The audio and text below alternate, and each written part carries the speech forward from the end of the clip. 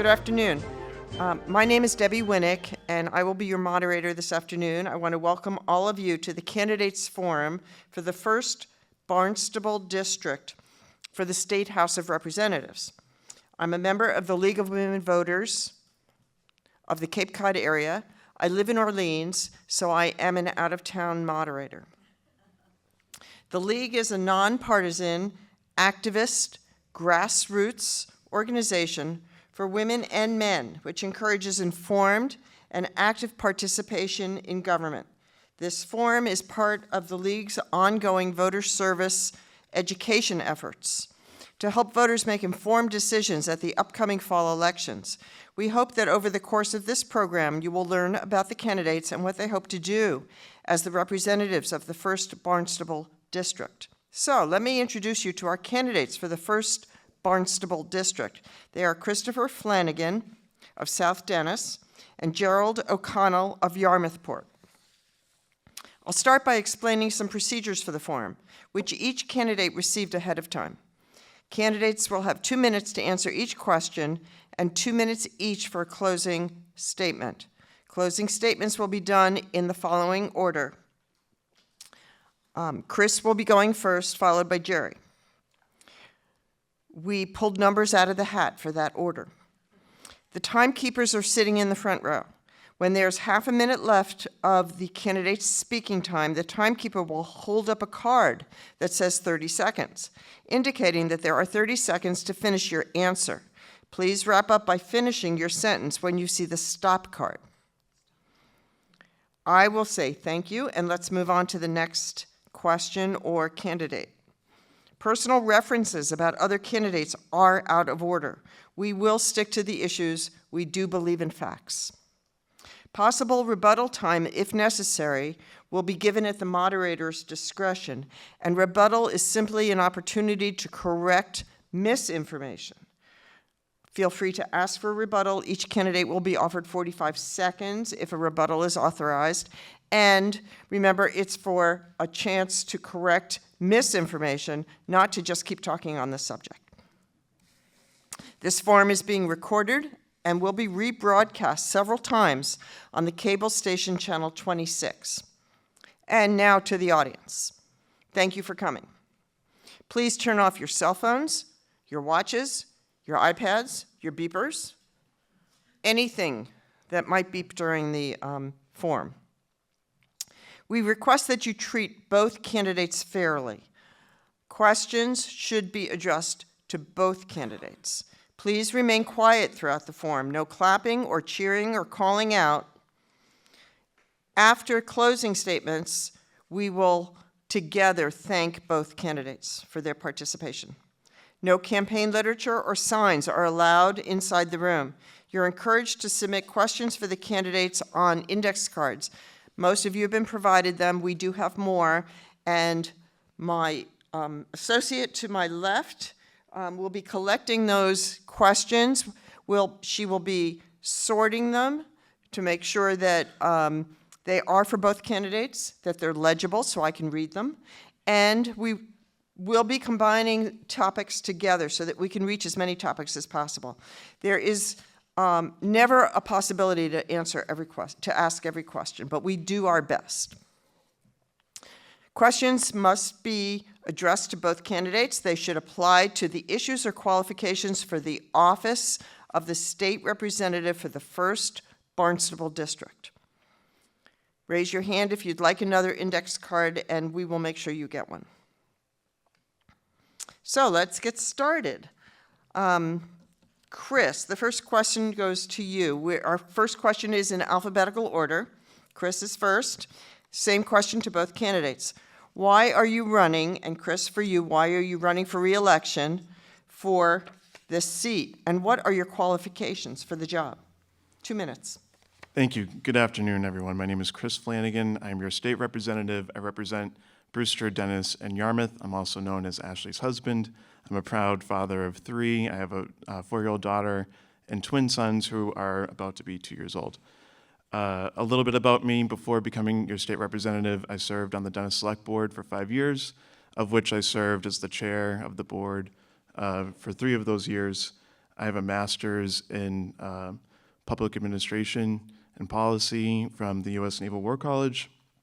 And in addition to that, I worked in the U.S. Senate for 2 members from Massachusetts, as well as working for the State Department. I've had the opportunity to work on a few things that I'm very proud of this session. One around water quality, which is particularly important to all 3 towns that I serve. Childcare, given my lived experience, not having access to childcare and then being able to afford it. Housing, which is a big issue here on the Cape. I've worked extensively on that, both in my legislative role and other capacities.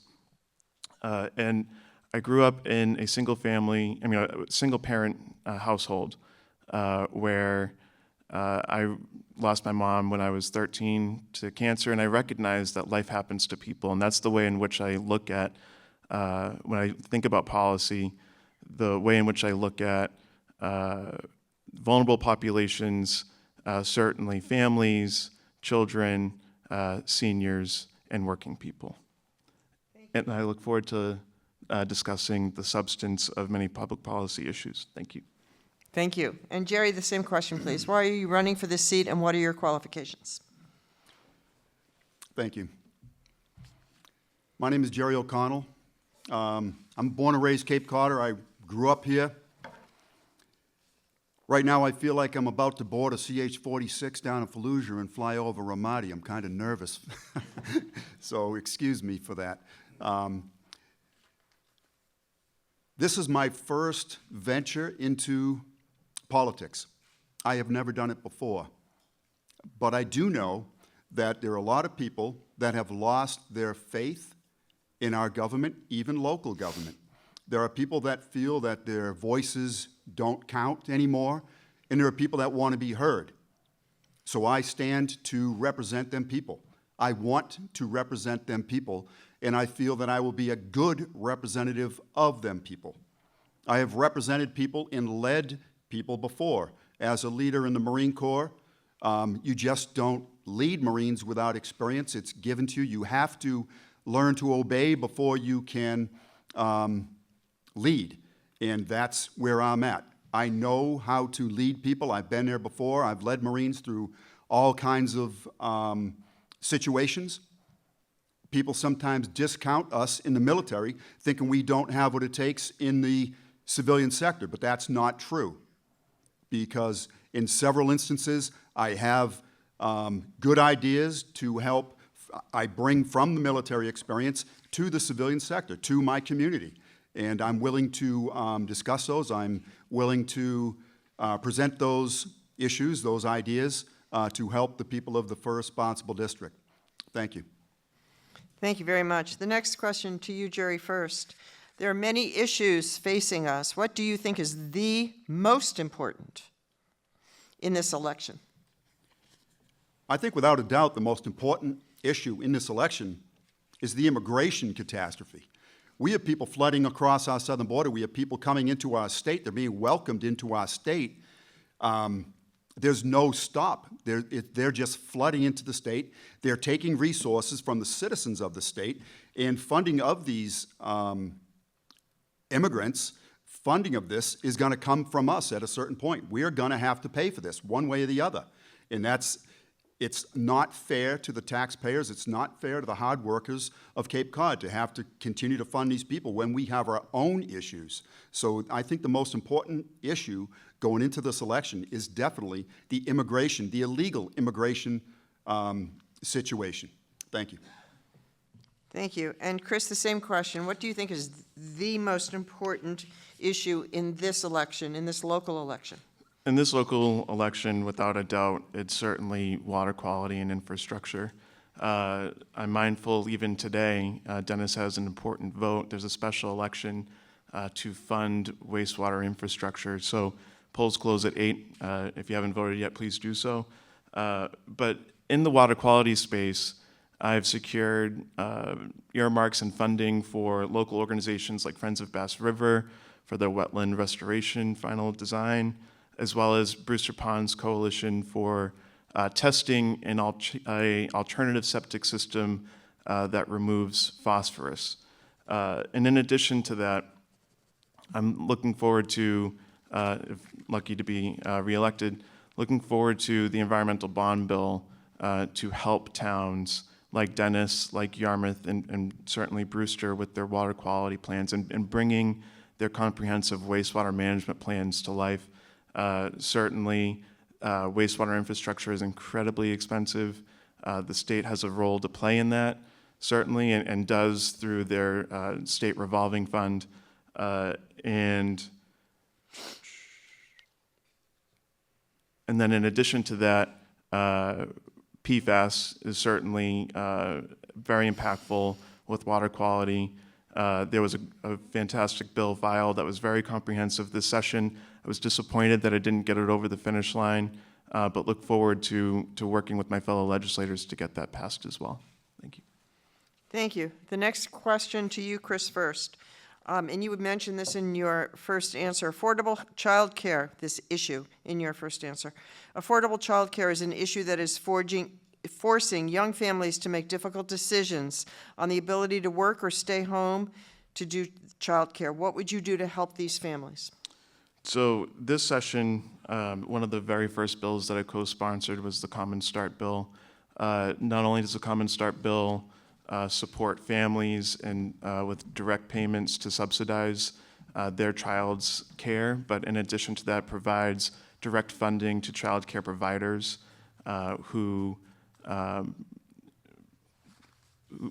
direct funding for child care providers for their programs to help keep their overhead down. In addition to that, we have a regional equity issue here on the Cape in comparison to the rest of the Commonwealth. Certainly, if you look at the numbers, the Boston area receives way more funding for child care assistance than Cape Cod does. I banded with a number of legislators, about 12 in the House, to write a letter to the House Ways and Means Chair to include an increased reimbursement rate for our regions outside of Boston. I'm happy to report that House Ways and Means did hear us and did increase that line item for regions like Cape Cod. And in addition to that, from a workforce development perspective, making sure that those who work in that field are getting paid a living wage, right? That's part of the issue. It's not just not having the facilities, but also the workforce to be able to have the workers to do the work. So with those in mind, I'm very much looking forward to working with early education and care next session with the real focus on trying to help families being able to afford childcare. Thank you. Thank you. Jerry, the same question, please. I just started both of my kids in childcare last week. My little guy Daniel went for the first time at 6 months, and I got to tell you, it's difficult. It's difficult to pay for childcare, and Chris knows that. He's got children in childcare also. These are small business owners. These are people that own small businesses. Childcare people they're doing the same thing. They're trying to provide for their families as well. We have to provide some type of break for them because they have to get by. They own businesses. And I know the gal that does our child care, she's doing all she can to make ends meet and within the restraints that are placed on her. But we have to provide some type of incentive for them to continue their businesses. Thank you. The next question, Jerry, to you first. With the high cost of housing and the consistent increase in pricing, what will you do to ensure younger generations are able to own their own homes on the Cape?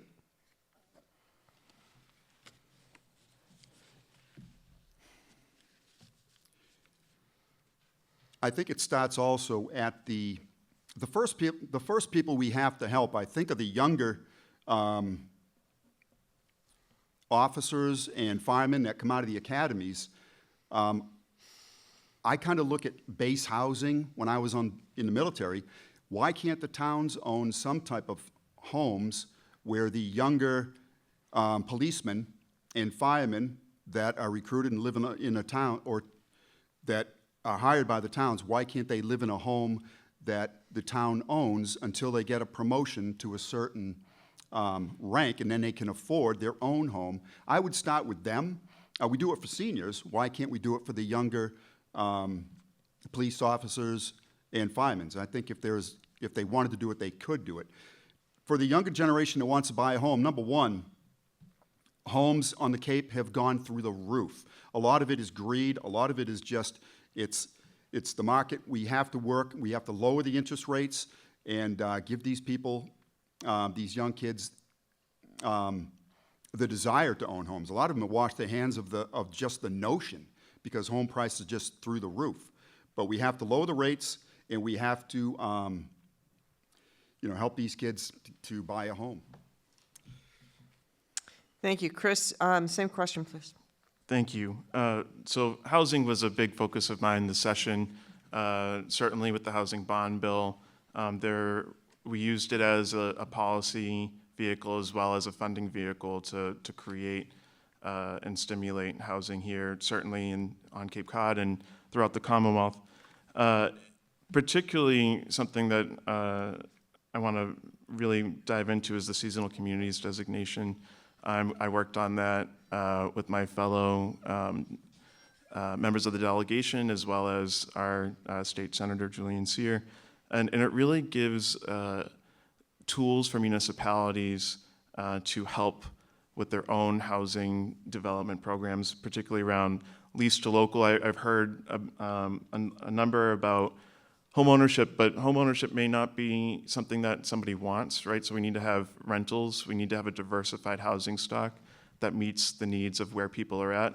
Some people want to buy homes. Some people just want to be able to rent. And to be able, the lease to local program or the year-round housing restriction is really helpful to not to create housing units without needing to build anything, right? So there's that.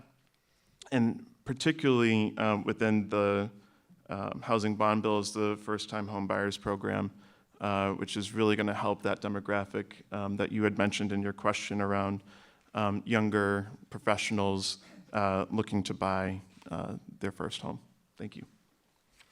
Thank you. Next question is, again, from the audience. The nuclear plant closing is still unfinished. What can you do, what will you do, if elected, to urge Governor Healy to be sure Cape Cod Bay is not contaminated? Chris. So this has been a big focus, not just of mine, but certainly all members of the Cape delegation. And I will say that Governor Healy, and particularly Mass DEP, has really held Holtec's feet to the fire. They keep applying for permits. Holtec keeps applying for permits to dispose of the waste, and DEP keeps rejecting them. And they've held a hard line on that. It will be interesting to see what Holtec does, since they repeatedly are rejected for a permit. But I would say that everything that DEP is doing to date, they're using every tool that they have to ensure that they do not dump any waste in our bay. Thank you. Thank you. Jerry, the same question. Well, it's not just Cape Cod Bay, it's Buzzards Bay also. And the canal goes both ways. I think we got to hold these people's feet to the fire. The company that's contracted to do this work, they've got to be held accountable. And all too often we see this with a lot of companies that get these big government contracts, is a lot of them just slip. They're not held accountable. They're wasting taxpayer money. How do you not protect the water? We do it everywhere. We just got to hold this company accountable. We can't allow them to pollute the water. Thank you. The next question, Jerry, to you first. Can you tell me about your level of support, tell all of us, not just me, about your level of support for the transitional housing project at One Love Lane? My level of support for the transitional housing project. that project seems to be presented as one thing, but there's a lot of rumor out there and there's a lot of speculation that it might not actually be used for that use. If that project goes forth as it is proposed, I would support it, as long as it's not going to be used for housing illegal immigrants. If it's going to be used for, one roof, which encompasses all the different facets of the Housing Assistance Corp. Or one of the other organizations involved, if it's going to be under one roof, different things that they can do, yes, I would support that, as long as later on they don't lift the veil and it's used for something else. Thank you. Chris, can you speak to this project, please? Yes, thank you. So, One Love Lane, just to give some background on this, Housing Assistance Corporation owns multiple shelters throughout Cape Cod. They're looking to consolidate those shelters into one shelter at One Love Lane so that they can free up the other housing that they have that they were using for shelters for affordable housing. One Love Lane used to be a nursing home medical facility. It isn't anymore. That was a decision that was made by a private entity and a business transaction that was made.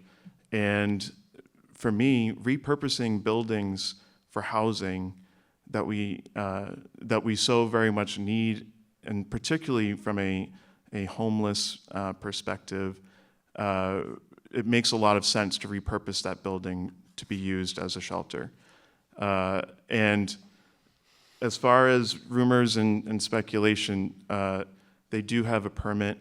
They're undergoing the permit process, and they have to use that building for what they say they're going to use it for. And certainly, with the use of the Dover Amendment, the AG's office has made it very clear to the town of Dennis that not only is this a worthwhile venture, but one that is a statute that the town needs to follow. Thank you. Thank you. Chris, to you first. This question asks if you are in favor of offshore wind development, and if so, why? And are you in favor of Governor Healy's plans to install wind turbines along the Cape Cod coastline? So the short answer is yes, I'm very supportive of offshore wind. As we know, utility costs have gone through the roof. We should want clean energy for not only ourselves, but for our region and for our community. We live in a very vulnerable place, this peninsula, right? And we're very susceptible to coastal resiliency, right? Erosion, impacts of climate change. This is one way that we can combat that. We should want that not only for ourselves in this moment, but for future generations. I'm very supportive of it. I always have been.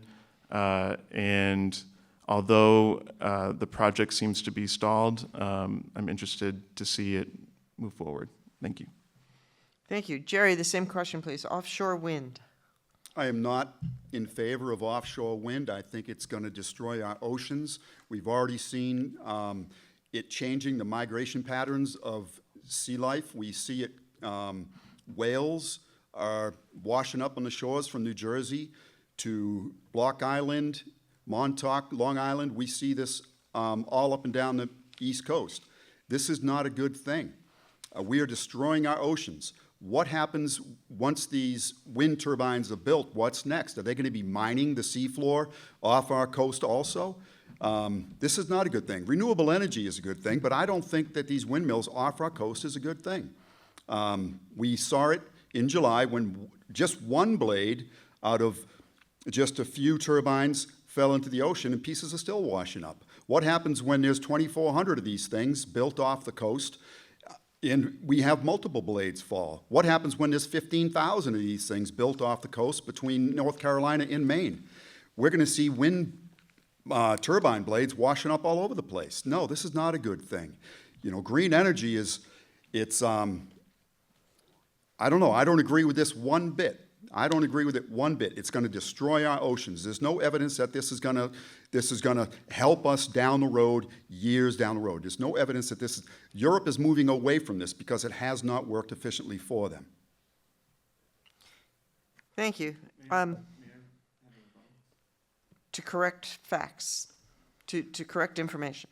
Yes, 45 seconds to each candidate then. So I sat through a seminar about this very issue held by Europeans talking about the successes of their projects. There's no evidence that I've seen or read that they're moving away from wind. Thank you. Thank you. Jerry, Yes. 45 seconds. There actually is evidence. There is evidence of it. And also, your electric bills will go up. You think your electric bill is going up right now. Wait till these things are erected. Wait till they run the cable through the beaches. Wait till they destroy our landscapes and our seascapes. Your electric bills are going to go up. Thank you. Thank you. If I Okay, could. 45 more seconds because I think this is important. So we're talking about evidence and we're saying that there's evidence, but I haven't heard where this evidence is stemming from, and I don't believe that there's been any evidence around automatically having our electric bills go up. And I went through this session at Mass Maritime where they talked about this at length. Thank you. Thank you. Jerry, anything else to say? Okay. Thank you. An important issue. Next question is a little easier, I think. Jerry, to you first. Do you support lowering the state sales tax to 5%? Yes, ma'am, I do. Chris? No, I don't. And the reason why I don't, we have a budget, right? And a sales tax is an important part of it. If we reduce our sales tax, we're going to have conversations about local aid to school districts. We're going to have to talk about infrastructure and improving our roads and our ability to do that. For me, we have been used to this sales tax. We've been budgeting for it, and I feel like if we reduce it by that much, then we're going to be stealing from Peter to pay Paul, because we're going to have to make up the difference somehow. Thank you. Thank you. Information to correct. Yes. 45 seconds. I'm not used to any tax. I'm not used to any tax. You're not going to rob Peter to pay Paul. What they're going to do is invent another tax. There is more taxes. We pay taxes on taxes. We're done with taxes, okay? What's going to happen is the illegal immigration crisis is going to come out of somewhere. That's where your municipality funding is going to come from. That's where the funding is going to come from, municipalities. I think we really need to stay on the topic, which is, do you support lowering the state sales tax to 5%? You answered no. Now is the time to explain why you don't think we should. Shrink the government. The government is too big. Thank you. Okay, next question. Chris, to you first. Do you support medical aid in dying? Yes, I do. This very issue actually comes up quite frequently during my office hours that I have in Brewster, Denison, and Yarmouth. I've had many folks come in to tell me why they are so supportive of medical aid in dying. And when I was first elected, medical aid in dying was one of, along with the Common Start bill, probably the second bill that I co-sponsored. And the reason being, I mentioned that I had a parent who died of cancer. I'm not saying that she would have opted for medical aid in dying, but if it existed then, she at least would have had the option. And I feel like that's what we're giving folks, a pathway and an option, specifically for folks who are at the point of no return, right? They have maybe weeks, months to live. And there's clear medical diagnosis that would indicate that this occurs in other states. There are many guardrails around this issue, and that's why I'm supportive of it. Thank you. And Jerry, your opinion on medical aid in dying, please. Well, Chris, I'm sorry you had to go through that at a young age. I think that life and death are up to our Creator. It's in God's hands, and I don't think we should play a part in that. Thank you. On a lighter note, we're now going to talk about state funding. How, as a representative, do you or will you, if elected, bring, or re-elected, bring state funding to the district? And Jerry, this is to you first, please. Well, I guess I would have to work with my Republican brothers and sisters and try to get them to help out, bring funds down here. I am not an elected official yet. I'm not 100% savvy on that process, but I'm sure I will become spun up on that. Thank you. Jerry? I'm sorry. Chris? So for state funding to the district, we talked about the housing bond bill, a $5.4 billion bond bill. I talked about the environmental bond bill next session. For me, it's really about working in a bipartisan way. So working with the Cape delegation, working with House Ways and Means to secure funding. I would do that through earmarks like I have. I've secured quite a bit of funding my first and second year specifically for Brewster, Dennis, and Yarmouth. And then using the environmental bond bill next session the way that we did for the housing bond bill is really going to be a vehicle for funding, particularly for wastewater.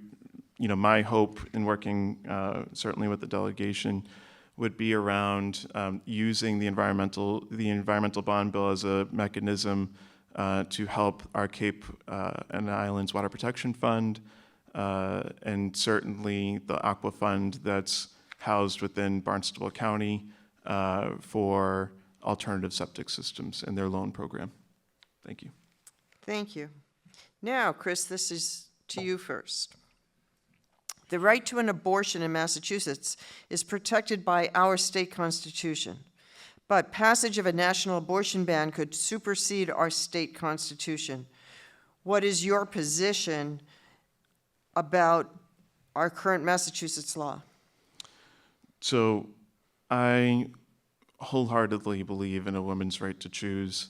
I know that, in fact, just recently, there's a site in Hyannis that enables Cape Cod women to have an abortion on Cape Cod if they choose. They don't have to go far away to pursue that. And for me, it's hard to say what will come out of the election at the national level, but certainly here in Massachusetts, I would remain steadfast with my colleagues to protect a woman's right to choose every step of the way. Thank you. Thank you. And Jerry, the same question, please. I am pro-life. I don't agree with abortion. I think the Massachusetts law of 24 weeks is barbaric, and I don't agree with the Massachusetts law. But if a young gal or a woman is in Massachusetts and she wants to have an abortion, there's nothing I can do about it. She has that ability to go and do that. I don't agree with her choice. I think there's a lot of people around that would adopt a child. There's a lot of people right here in our community that go other places to find children. They want to adopt. What about there are tons of people going through the IVF process that want to have children. And I just think I don't agree with it morally, but I also think that there's a place for them children, and there's enough people around that would take that child and raise it. Thank you. Next question to Jerry first. How can the legislature do more to support mental health care?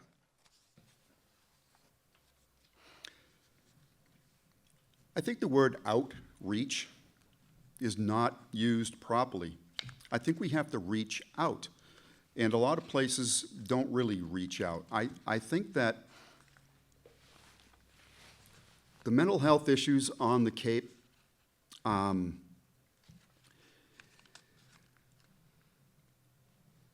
one, as a veteran, I've got to tell you, it's okay to not be okay. I've been through a lot of issues with my time since I got out of the Marine Corps. There's a lot of stuff. I've struggled with my share of issues.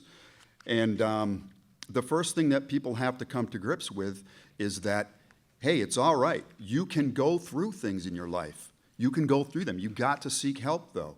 But a lot of the people that are going through things, it's hard for them to reach out and ask for help. So we have to have people that can reach out. We got to have people that look, if you see somebody that looks like they're having a rough time or they're going through something, I know in the veteran community, this is what we do. We try to reach out to people. Say, hey, you doing all right? I think we need more of that. But I think also the organizations, there are a lot of organizations that help with mental health. We have to get people to go there. And just speaking from my own issues as a veteran, and I know the VA has been pretty good about outreach and reaching out, but I think we have to have people understand that, hey, this is a tough society. Things are tough. We're going through a lot. It's okay to have a few issues. It's okay to feel a certain way, but get through it. And we have to be there for these folks. We have to be there for our neighbors to help them through it. Thank you. Chris, the same question, please. What can the legislature do to provide more support to mental health care? So in addition to facilities, I'm thinking of the Veterans House that we built here in Dennis and how we provide wraparound services for the veterans who live there. And making sure that wraparound services are available to folks who live in larger developments is important, but also the transportation piece. Cape Cod is a very large geographical area, right? And so if you're suffering from substance use, getting those mental health services might be hard for you if you don't have a way to get there. And then in addition to that, municipalities have, through settlements, through opioid settlements, are getting monies from these settlements every year over the next 16 years, and there'll be multiple settlements each year. I know the town of Dennis, the town of Yarmouth, and I believe the town of Brewster receives these settlements. But what the towns need help with is trying to figure out how best to use these monies that they're getting, right? And so I do believe that the state could be a larger player in that conversation around guidance and helping them to use the money to the best of their ability, but also regionalizing that money, right? So that Dennis just isn't doing one thing and Brewster's doing another, or Yarmouth, that the funds are being pooled that everyone's getting and really maximized to the highest benefit. Thank you. Thank you. Okay, and Chris, this is to you first, please. What do you see as your opponent's best quality as a community member? So I've gotten to know Jerry a little bit through this process. We met for the first time probably a month or two ago, and someone that I'm still getting to know, but I really value his commitment to service, and I'm very thankful for his service to our country. Thank you. And Jerry?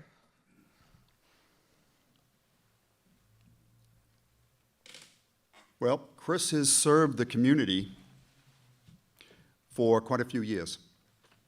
He was a select board member, and he was the chairman of the select board. He has represented us in the district. If I had to say one of his strong points, I would say that he speaks very well. He's been in this arena for a lot longer than me. So I think he is a very well-spoken person. You're doing a great job, Jerry. Thank you. It's nice to hear kind words.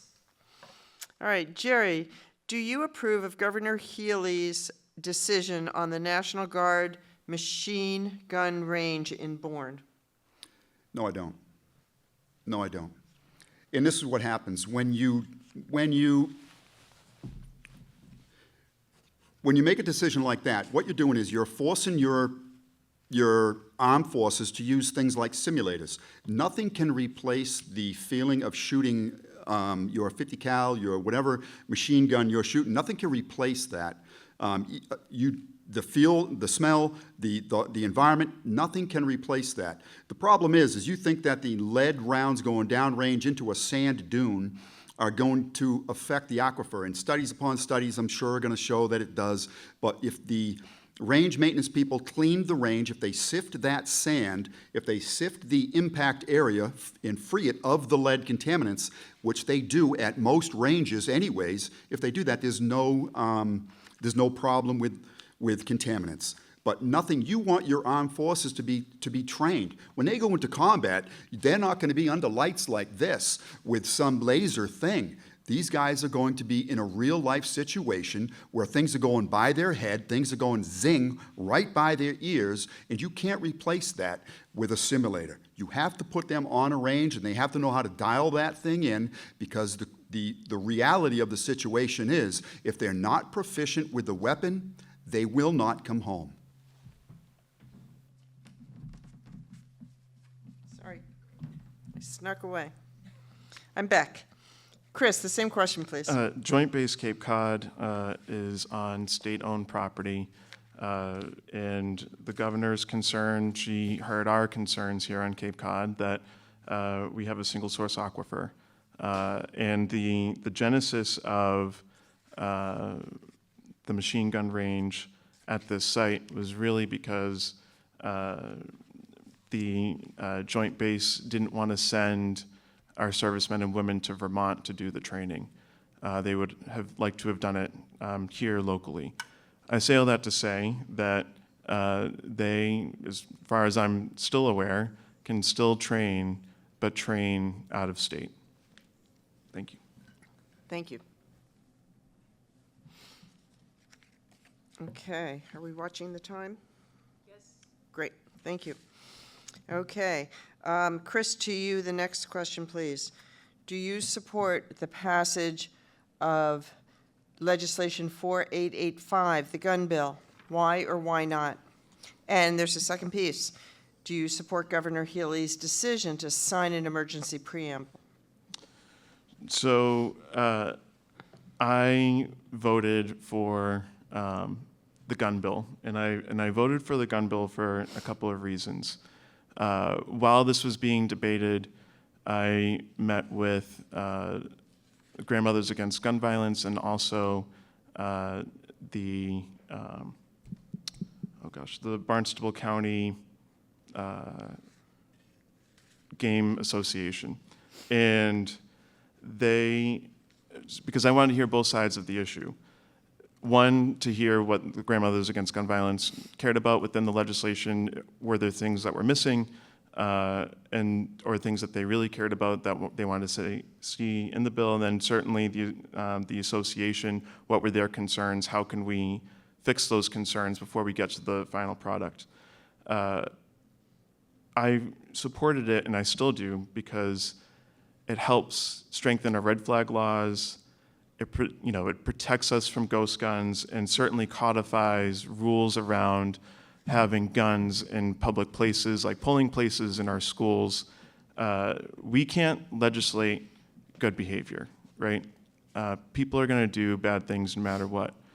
But The way I feel about this legislation, and still do, is that if we can save one life because of this legislation, if we can prevent one person from being harmed because of this legislation, then this legislation is worthwhile. I also understand that folks feel like they're being penalized, who are good actors, only want to have guns for recreational purposes or for personal protection. But we've also seen what's going on in our schools with gun violence, and even here locally and throughout the Commonwealth, and those people are worth protecting. Thank you. Thank you. Jerry, the same question, please. No, I don't support that. I think that, well, first of all, we don't have the right to bear arms so we can go hunting. We have the right to bear arms to protect us against a tyrannical government, which is pretty close to what we're getting to.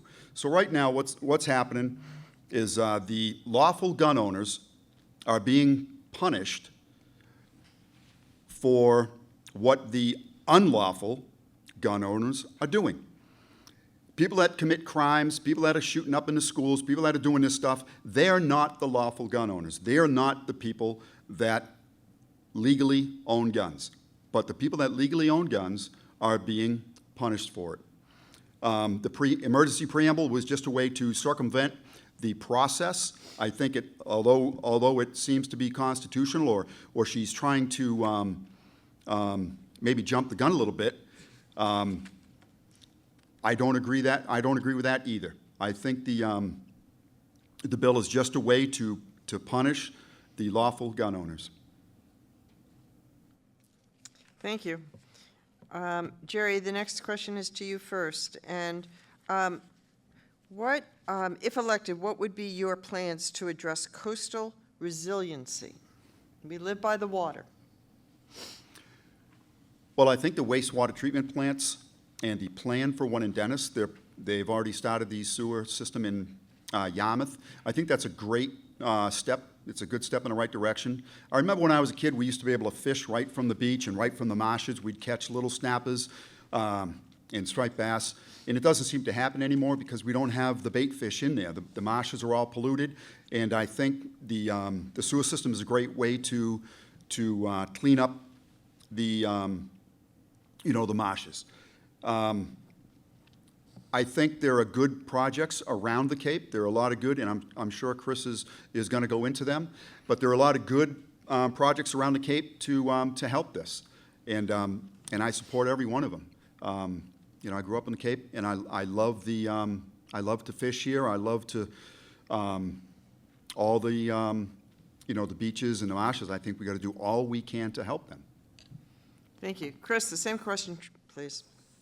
Thank you. So coastal resiliency is definitely going to be a focus of mine next session, particularly as it relates to the environmental bond bill.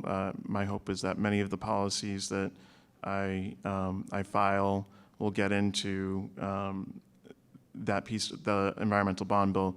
But the reason why coastal resiliency is so important, we talk about climate change and mitigation and adaptation, which are equally important for our coastlines. But even more so is emergency management and emergency response. And we're seeing that down south with Florida, right? And so being ahead of the game to ensure that we can plan for emergency management around coastal resiliency and having that be part of the conversation is going to be really important. We're lucky in my lifetime being on the Cape. I remember Hurricane Bob. That's the worst one that I can recall in recent history. But we're lucky that we haven't had a major storm event, but we need to be ready for when we do, and we need to make sure that the state has policies in place around the adverse effects of climate change and weather events. Thank you. Thank you. Okay, Chris, to you first. In your professional life, what is the accomplishment you are most proud of? So one of them is actually happened this session when we were discussing the housing bond bill, and we were fine-tuning the seasonal communities designation. And I'm grateful to Governor Healy and Lieutenant Governor Driscoll for leaving that undefined for us to define. So the seasonal communities designation is really geared towards helping municipalities with their housing efforts here on the Cape, certainly the islands, any area that is defined as a seasonal community, which is defined in the bond bill. And then the programs within it, this isn't mission accomplished. There's a lot of work that still needs to be done, particularly in the housing space. But I spent many months working with housing advocates, people who don't necessarily, or people who have concerns about housing, and then builders and people in the skilled trades around what issues they're facing to actually build housing here on the Cape. And so to see that come through fruition after many months of work was really gratifying, and I find it to be really fulfilling, and the reason why I'm in this work, to really help the towns that I represent, Brewster, Dennis, and Yarmouth, with any and all issues that they're facing. Thank you. Thank you. Jerry, the same question, please. Professional accomplishment that you're most proud of? I think the most proudest thing I've done in my life was to train a group of Marines and bring them into a crap sandwich, have them work together, have them accomplish a mission, and have each one of them come home. It was an honor to do that. I'm proud of it. And I still talk to a lot of them guys today. It's my support network. I'm their support network. That is probably one of the proudest things I can lay my hat on. Thank you. May I follow up with a question? Obviously, we're not talking bologna or ham. What is a Kraft sandwich? A bad place. Thank you. Okay, this is our last question, and then we will go to closing statements. The last question, Jerry, to you first. What issue haven't we discussed during our hour together that needs our attention?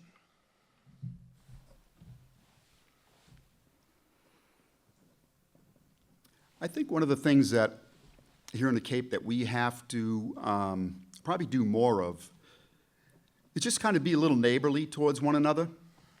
Remember the days where you could make a left turn? You didn't have to wave because you just did it, right? And everybody kind of just did it. And, you know, I think we got to just be a little more neighborly to one another. We've had a lot more people come here, especially during COVID. We were number 4 in the country where people came to during COVID. And we had a lot of people come from different areas, and they brought their, maybe, I don't want to say bad ways, but maybe habits with them. Here on the Cape, we're kind of like Hawaii, right, where 2 people can be driving up the Pali Highway at the same speed, and there's a traffic jam behind them. We're kind of like that. We're a little laid back here. But I think we got to get back to those days where we're a little bit friendlier, a little more courteous to each other. And we see it everywhere we go, kind of when we're driving. But there's nothing wrong with greeting a neighbor with a smile. There's nothing wrong with that. And I think we have to get back to that. It's one of the things that just helps us thrive as a community. It helps us grow, and it helps us welcome those new people. And I think it would help us a lot if we just were a little friendlier to each other. Thank you. Thank you. I'm a COVID wash ashore, by the way. Sorry. Proudly, a COVID Welcome. wash ashore. Chris, what issue do you want to address that we have not yet addressed tonight? What do you think is important that we might have missed? So I'm going to mention 2, but try and tie them together. So one is public education. Certainly, public education is one of the highest budget items for our municipalities, right? So making sure that, and we did this this year, we increased Chapter 70 funding, making sure that we utilize the Fair Share Amendment to be able to provide increased funding for programming. And in addition to that, a real focus of mine is really on two schools, one, M.E. Small and Yarmouth. If anyone's done a tour there or been there, they provide a fantastic educational environment despite the building, right? So they're working miracles there, but that building needs to be replaced. I've been working myself, and certainly Rep. Diggs and Senator Sear have really been working on making sure that we get funding for that school to replace it with the MSBA. Another focus of mine is a school in Brewster that needs a roof repair and an HVAC repair. So making sure that we're getting state funding for our school buildings. And then lastly, infrastructure is really important. I've talked about wastewater at length, but we've fully funded the Sagamore Bridge. We need to fund the Bourne Bridge. That's going to be a focus, as well as making sure that the Bass River Bridge remains on target so that that bridge gets replaced, so that we're not dodging potholes as we're trying to cross from Dennis to Yarmouth. Thank you. Thank you. Thank you. Just got that one in. We are now going to our closing statements we pulled out of the hat earlier, which I mentioned. Chris, 2 minutes, please. So first, I want to thank the League for providing this forum, and certainly I want to thank Jerry, who did a great job for his first time in a debate format. For me, I am a big believer in public service. I've been a public servant for a number of years. Some things that I find that make me effective as your state representative is a willingness to listen to both sides of the issue, to figure out where we can find middle ground. Compromise, in my mind, is not a dirty word. I feel that way about bipartisanship, certainly within the Cape delegation. Being able to work with both sides of the aisle and throughout the legislature is really important. And from that listening perspective and the work that I do as your state rep, I also hold office hours regularly. I have them I have them on Fridays. Brewster's the first Friday, Dennis is the last Friday, and Yarmouth is the third Friday from 10 to 12 at the senior centers. I welcome you to come visit and to tell me what's on your mind. And then really I've talked about what I've done as your state representative this session, and I've outlined a few items of what I plan to do for you at the next session. And since I'm running out of time, I'd be remiss if I didn't say I ask for your vote on or before November 5th. Thank you very much. Thank you, Chris. And Jerry, your closing statement, please. 2 minutes. I'd like to thank you for having me. Thank you, Chris. My mom is my hero. My mom is my hero.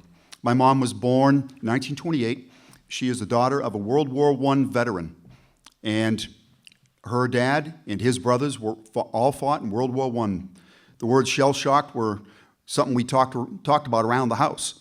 My mom's dad died when my mom was 3 years old.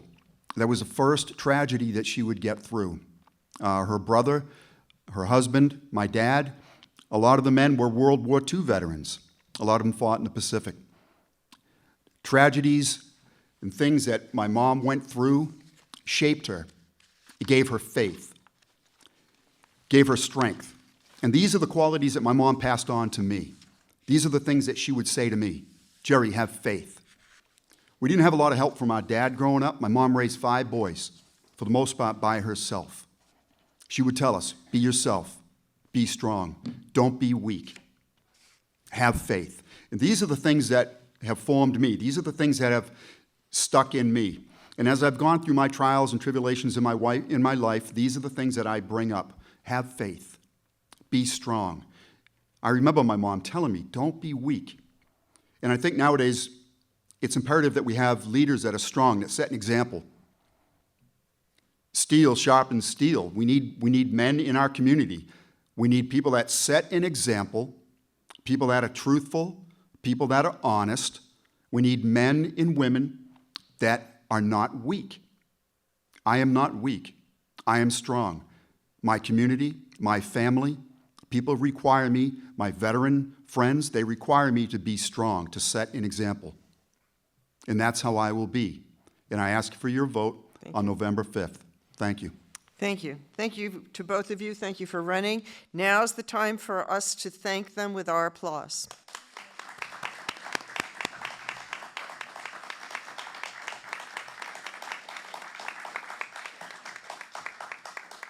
Thank you. I'm now going to ask Lynn Pleffner to come up. She is chair of the Voter Service Committee of the League of Women Voters of the Cape Cod area. Thank you, Lynn. Thank you, Debbie. Appreciate you moderating. I'd like to thank Cape Media for hosting this format. I'd also like to close this forum by thanking both of you guys for showing up. Sometimes nerves can be part of it, especially when you're a first-timer, so thank you very much for both of you being here. Plus, by doing this, you're participating in the democratic process, and for that, we all thank you. To you folks in the audience and at home, a reminder that the election for this seat is on Tuesday, November 5th. The polls open at 7 a.m. and they close at 8 p.m. Early voting days begin October 19th through November 1st. Any questions you may have about precincts, et cetera, call your town clerk or go onto your town's website. One thing I want you to remember, democracy is not a spectator sport, so please, go out and vote. Make a plan to vote. Grab a friend, go for a cup of coffee, go to the polls together. It's important and it's our right. So thank you very much. We appreciate you being here. Good afternoon.